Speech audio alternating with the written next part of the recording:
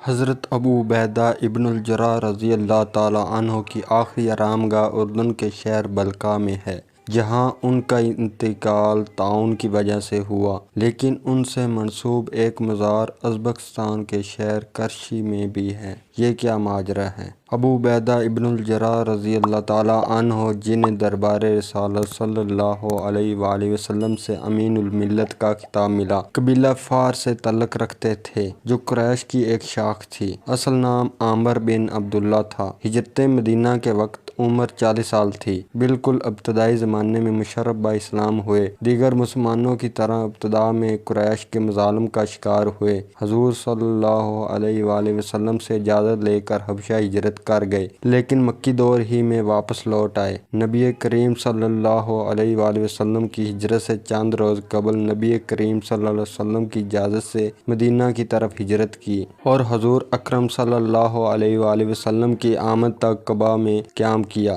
مواخات مدینہ میں معزز انصاری صحابی ابو طلحہ رضی اللہ تعالیٰ عنہ کے بھائی بنائے گئے۔ بے مثال خدمات اسلام کی وجہ سے حضور اکرم صلی اللہ علیہ وآلہ وسلم نے جن 10 صحابہ کو دنیا میں جنت کی بشارت دی، ان میں سے ایک ہیں۔ میدان بدر میں سگا والد آپ کے سامنے آیا تو انہوں نے اللہ اکبر کہہ کر نعرہ لگایا اور اپنے والد کے 2 حصے کر دیے۔ حضرت عمر فاروق رضی اللہ تعالیٰ عنہ ان سے ملنے کے لیے شام پہنچے تو گھر میں 4 پائی پیالہ، پابند زدہ لباس اور ایک تلوار دے کر پوچھا، اے ابن الجراح، بس یہ ہے تمہارا اثاثہ؟ جواب دیا، ہاں امیر المومنین، میرے لیے یہ بھی کافی ہے۔ اور جب شام میں طاعون پھیلا اور حضرت عمر فاروق رضی اللہ تعالیٰ عنہ کو اپنے عظیم سپہ سالار کی فکر لاحق ہو گئی تو آپ نے خط لکھا، مجھے مدینہ میں تمہاری اشد ضرورت ہے، تم فوراً واپس پہنچو۔ جواب دیا، امیر المومنین، حکم سار آنکھوں پر، لیکن میں اپنے سپاہیوں کو موت کی وادی میں چھوڑ کر کیسے واپس آ سکتا ہوں؟ حضرت عمر فاروق رضی اللہ تعالیٰ عنہ کی آنکھوں میں آنسو آ گئے۔ وہ بعد ازاں طاعون میں مبتلا ہوئے اور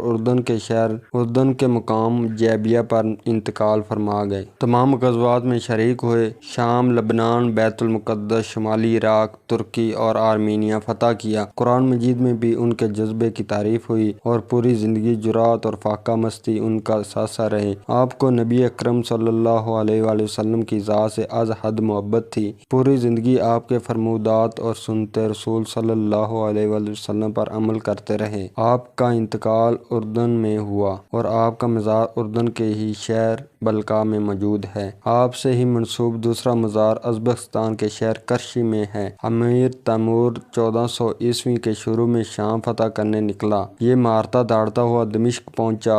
ابن خلدون مشہور مورخ اس وقت دمشق میں تھا۔ اہل شہر نے ابن خلدون کو پیغام پہنچانے والا بنا کر ٹوکرے میں بٹھایا اور شہر کی فصیل سے نیچے اتار دیا۔ ابن خلدون امیر تیمور کے پاس پہنچا، ہاتھ کو بوسہ دیا اور جھک کر عرض کیا، یا امیر، میں نے دنیا میں آپ سے بڑا فاتح نہیں دیکھا۔ امیر تیمور ابن خلدون سے اپنی تعریف سن کر خوش ہو گیا اور اس نے اسے ملازمت کی پیشکش کر دی۔ ابن خلدون نے اہل دمشق پر لعنت بھیجی اور باقی زندگی تیمور کے ساتھ بسر کرنے کا فیصلہ کر لیا۔ وہ دن رات تیمور کی شجاعت اور علم کی تعریف کرتا رہتا تھا۔ تیمور نے اپنی آٹو بایوگرافی میں بار بار اس تعریف کا ذکر کیا۔ وہ ابن خلدون کی تعریف کو اپنے لیے اعزاز سمجھتا تھا۔ تیمور حضرت ابو عبیدہ ابن الجراح رضی اللہ تعالیٰ عنہ کا بے حد عقیدت مند تھا۔ وہ ان کو اپنا آئیڈیل تصور کرتا تھا۔ وہ ان کے مزار پر حاضر ہونا چاہتا تھا۔ ابن خلدون اسے مزار پر لے گیا، لیکن اس وقت مزار کی حالت بہت خراب تھی۔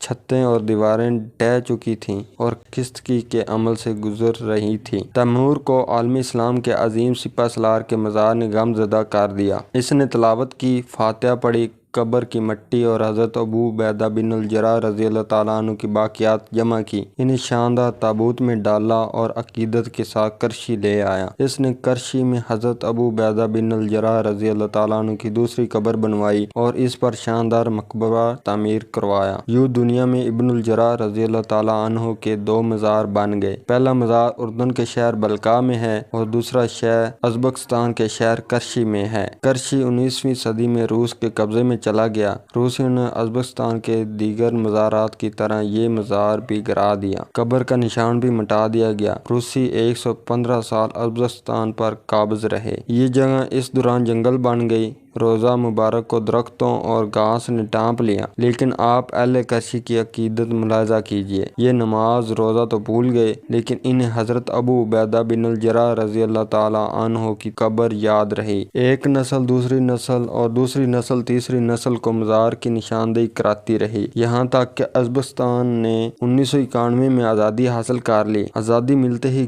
کرشی کے لوگ یہاں پہنچے، جنگل صاف کیا، قبر تلاش کی اور زیارت و فاتحہ خوانی کا سلسلہ شروع ہو گیا۔ ازبک صدر اسلام کریموف نے یہاں امیر تیمور سے زیادہ شاندار مزار بنوا دیا۔ آج بھی یہاں اہل اسلام کی بڑی تعداد آ کر فاتحہ خوانی اسلام کے ذریعے اس عظیم لیڈر کو خراج تحسین پیش کرتی ہے۔ اللہ تعالیٰ ان کی قبر مبارک پر بے شمار رحمتوں کا نزول فرمائے، آمین۔